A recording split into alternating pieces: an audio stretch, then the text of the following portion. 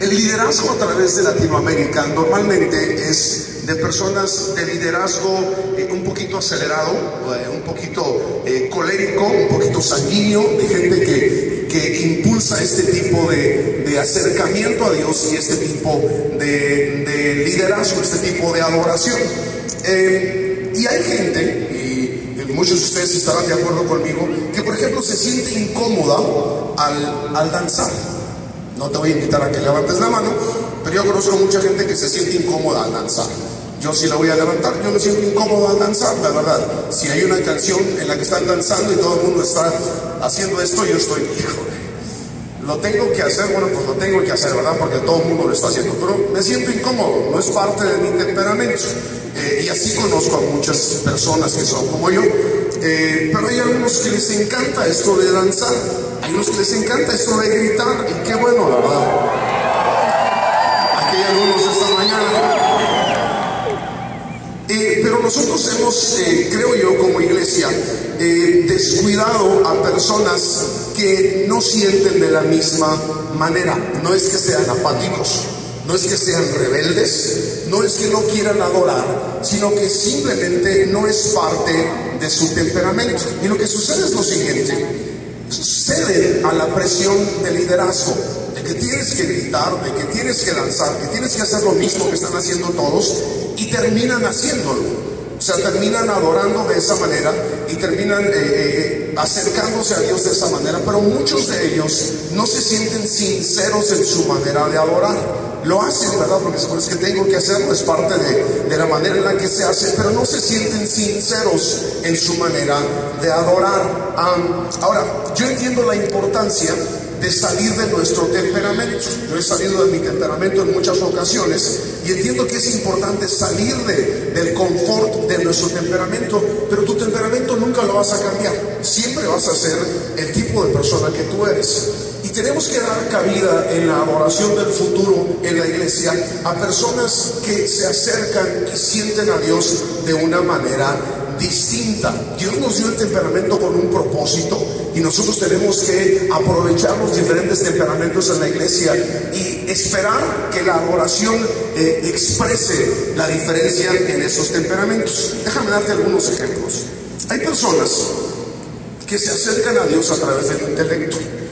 Hay personas que son muy pensadores. Te voy a dar el ejemplo de mi hijo. Mi hijo tiene 23 años. Es un pensador.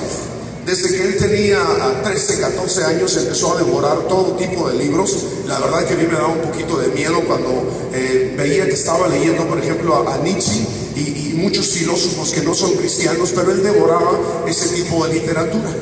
A los 16 años mi hijo vino conmigo y me dice: papá, quiero hablar contigo. Y empezó a llorar cuando empezó a hablar conmigo y me dijo: quiero decirte que estoy dudando de Dios, de la existencia de Dios.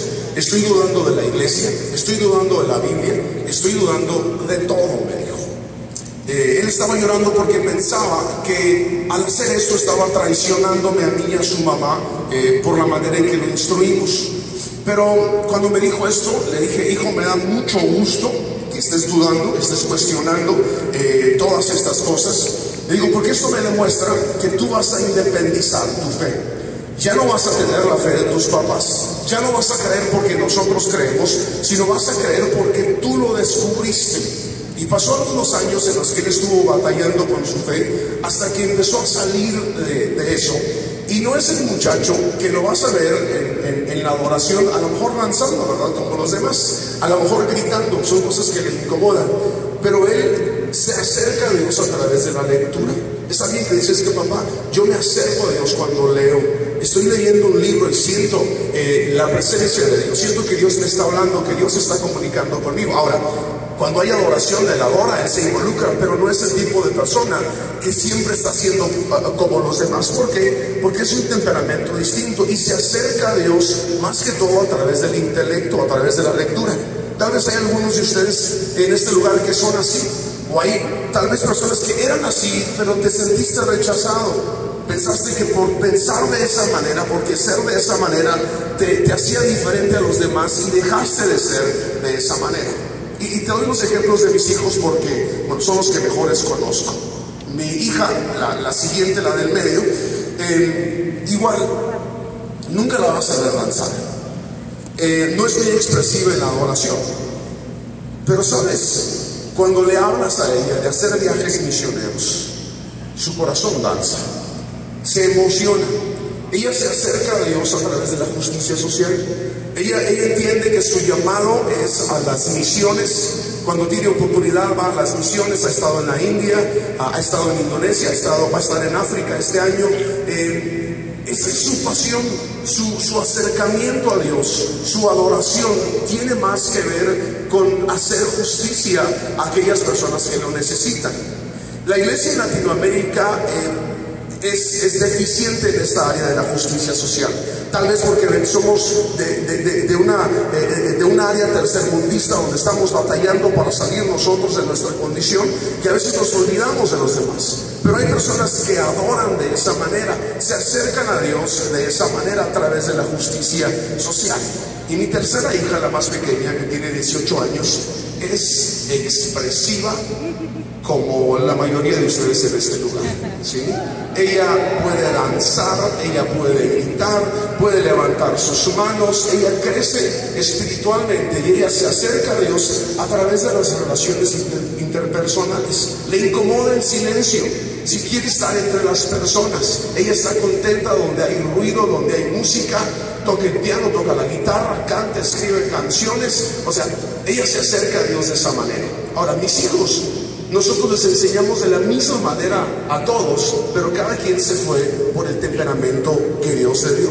Y tenemos que aceptar esto, que la adoración del futuro en la iglesia será una adoración donde se van a incluir a todos los temperamentos. Y la gente no se va a sentir incómoda porque adora de una manera distinta. Hay varias maneras de acercarte a Dios, pero déjame te menciono uno más, y son los místicos. Hay personas que son muy místicas, ¿sí? O sea, sienten a Dios en todo, ¿verdad? Siempre están viendo visiones, teniendo sueños, y todo ese tipo de cosas, ¿verdad? Y qué bueno, es la manera en la que ellos se acercan a Dios, son muy sensibles espiritualmente. Mi ingeniero de sonido, Alex Rodríguez, no es así, no es místico, no siente a Dios en todo lo que pasa a su alrededor. Y estábamos en una reunión una vez donde había muchas personas que se acercan a Dios así, ¿verdad? Que sienten todo y vienen con Él y lo agarran y se lo llevan y lo paran en un lugar. Y lo paran en un lugar y le preguntan, ¿sientes el viento? Y él le dice, pues no lo siento. El viento del Espíritu, ¿verdad? Entonces lo mueven un poquito más hacia la derecha y le preguntan, ¿ahora sí sientes el viento? No, pues no lo siento, perdón.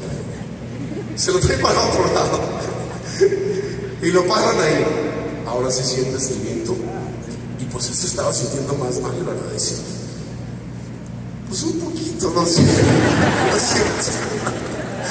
Ahora, si tú me preguntas acerca de la espiritualidad de mi ingeniero de sonido, yo te voy a decir, es un hombre que ama a Dios con todo su corazón.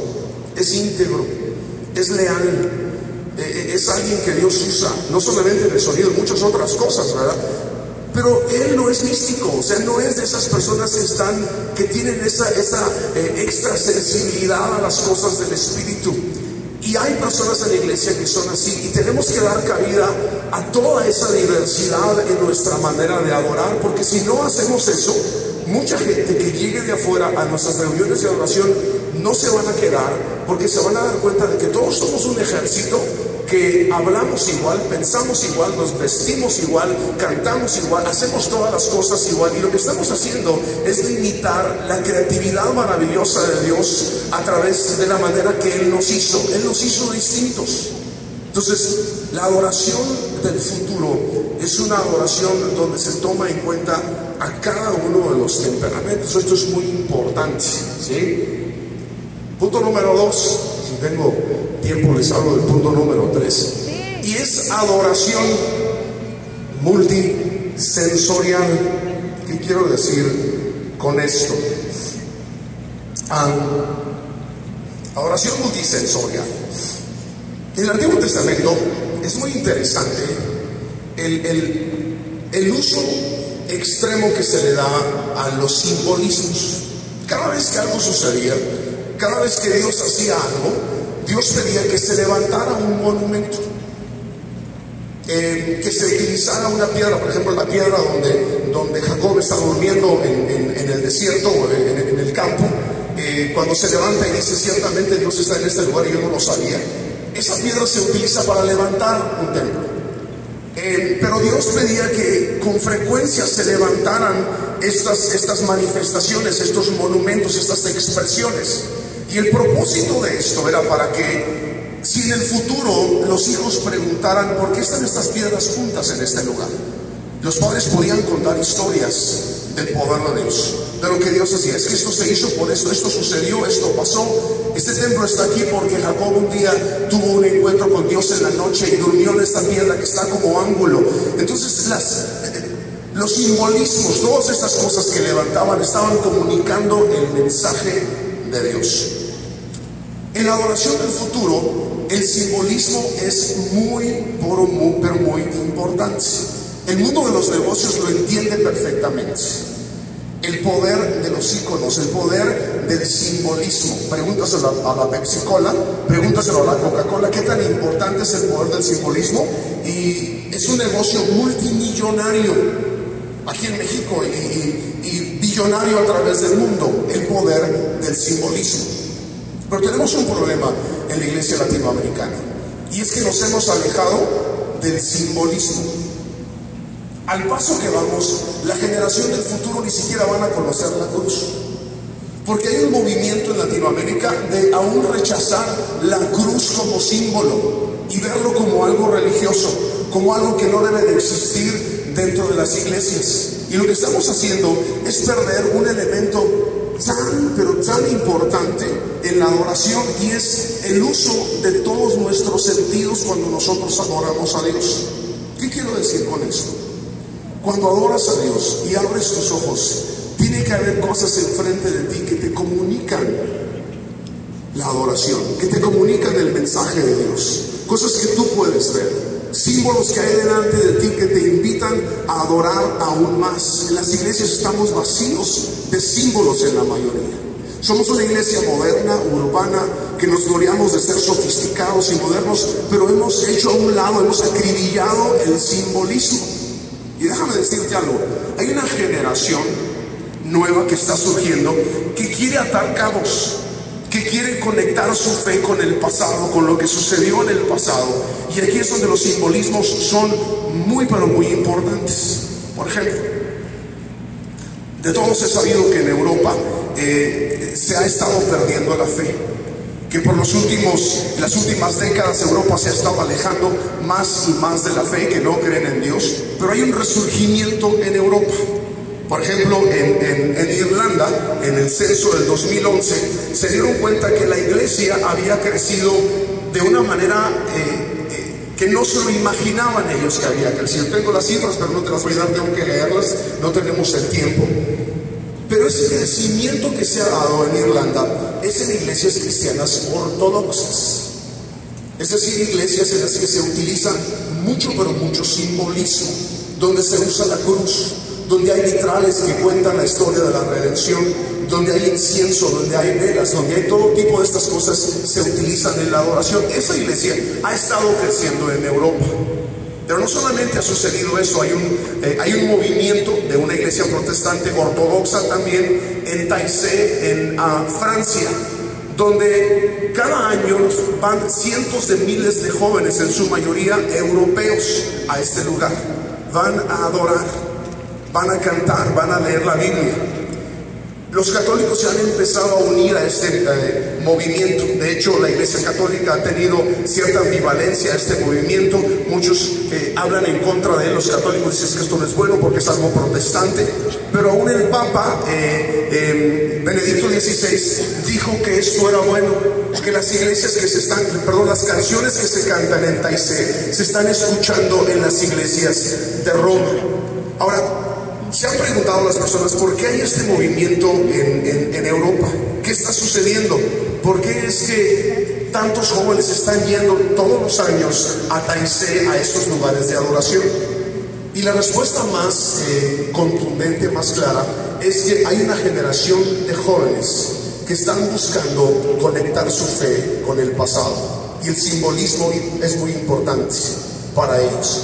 Y si no lo hacen con la iglesia cristiana, lo hacen con religiones antiguas, religiones del pasado. Están buscando conectarse con Dios de esta manera. Muchos de ellos como que se cansaron de la tecnología, de las luces, de todo lo maravilloso que tenemos, y están buscando una fe mucho más auténtica, y la están encontrando a través de eso.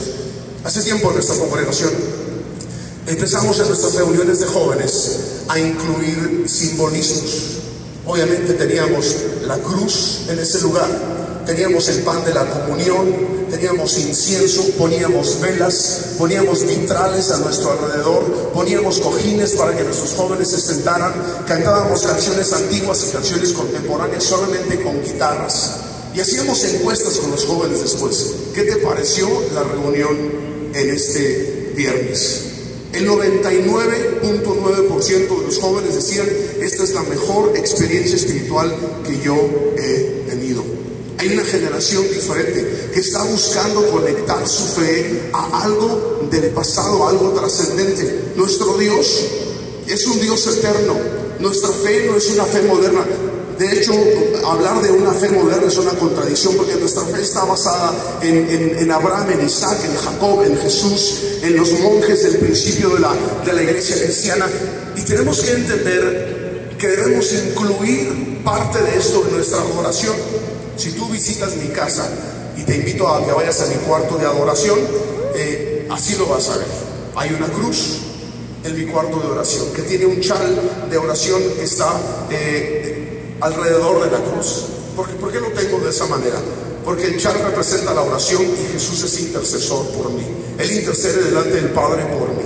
Y cada vez que estoy en mi cuarto de oración y veo esa cruz y veo ese chal de oración, me recuerda: Jesús está intercediendo por mí en este momento. Si los símbolos apuntan hacia Dios, los íconos no son ídolos, son símbolos que apuntan hacia Dios.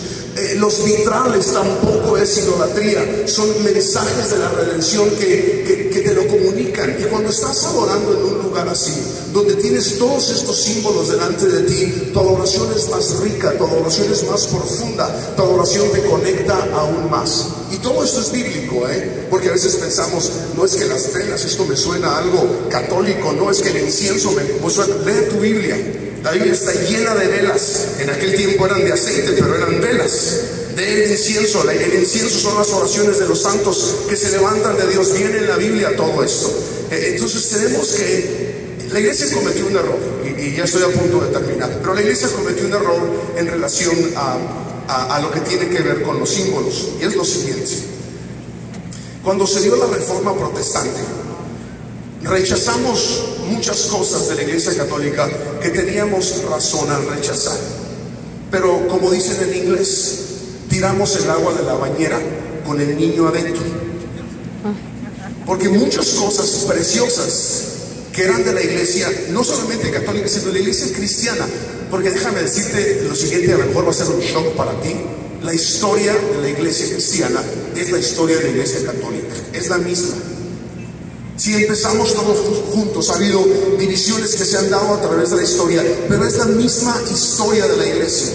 Y muchas cosas buenas de la iglesia católica nosotros las tiramos, si las arrojamos con el agua de la bañera, diciendo: esto no sirve, cuando hay tanta riqueza. Y no lo tienes que ver como católico, lo tienes que ver como algo bíblico que nosotros tenemos que abrazar, porque hace de nuestra adoración algo mucho más rico. Y déjame, te menciono rápidamente el último punto, y es de adoración multicultural. El mundo en el que vivimos es una aldea. Se ha convertido en una aldea. Los medios de comunicación, los medios de transporte han hecho de nuestro mundo una aldea pequeña, donde lo que sucede en el Japón te puedes dar cuenta inmediatamente, lo que sucede en Buenos Aires te das cuenta en México, y el mundo se está convirtiendo en un lugar donde las culturas se están uniendo. Obviamente hay cosas malas en las culturas, pero hay cosas muy buenas de las culturas que nosotros debemos aprovechar. Esto para mí tiene muchas implicaciones que no tengo tiempo para hablar de ellas en esta mañana, pero sí te quiero decir que nuestra adoración debe incluir elementos multiculturales en nuestros instrumentos, en nuestra música, en nuestra canción. Lo que hemos hecho nosotros en Latinoamérica y el mundo entero es limitar la adoración a solamente un estilo y decir, esta es la adoración, esto es lo que a Dios lo agrada. Y creo que Marcos lo mencionaba en un artículo que escribió ahora para adoradores, ¿verdad? De la multiforme gracia de Dios, de cómo tenemos que abrazar diferentes estilos y diferentes maneras de adorar a Dios. Tal vez haya un río común en el centro que lleve todo, pero siempre habrá ríos que se van a estar comunicando con nuestra forma de adorar. Nosotros estamos incluyendo en nuestras reuniones de adoración diferentes instrumentos, ¿sí? Diferentes maneras de cantar. Estamos incluyendo música antigua, pero también estamos incluyendo cánticos que serían vistos como gregorianos, y luego música moderna, música vanguardista. Todo esto viene a ser parte de la adoración. Y déjame terminar con esto. Viene un cambio a la iglesia. O nos unimos a este cambio en la adoración y en la manera de acercarnos a Dios, o dentro de 20 años vamos a estar tratando de adaptarnos al cambio. Esa es nuestra decisión, como líderes especialmente. ¿Nos metemos al cambio en este momento, o me quedo atrás y espero dentro de 20 años llegar, acercarme, ir detrás de este cambio? Y ese ha sido el problema de Latinoamérica por muchos años. Siempre estamos 15, 20 años atrás de lo que está sucediendo en otros lugares. ¿Por qué? Con todo el amor que les tengo y el respeto, somos muy aferrados a ciertas tradiciones, ¿verdad? Y necesitamos abrir nuestro corazón, necesitamos abrir nuestra mente y decirle a Dios, háblame a través de todo esto que está pasando. ¿Hay algo que tú estás haciendo? ¿Hay algo que debo de cambiar en mi manera de adorar y acercarme a ti? Y estoy seguro que Dios te va a decir, ya era tiempo que me preguntaras eso, hijo. ¿Sí? Muchas gracias por su atención, los amamos, Dios les bendiga.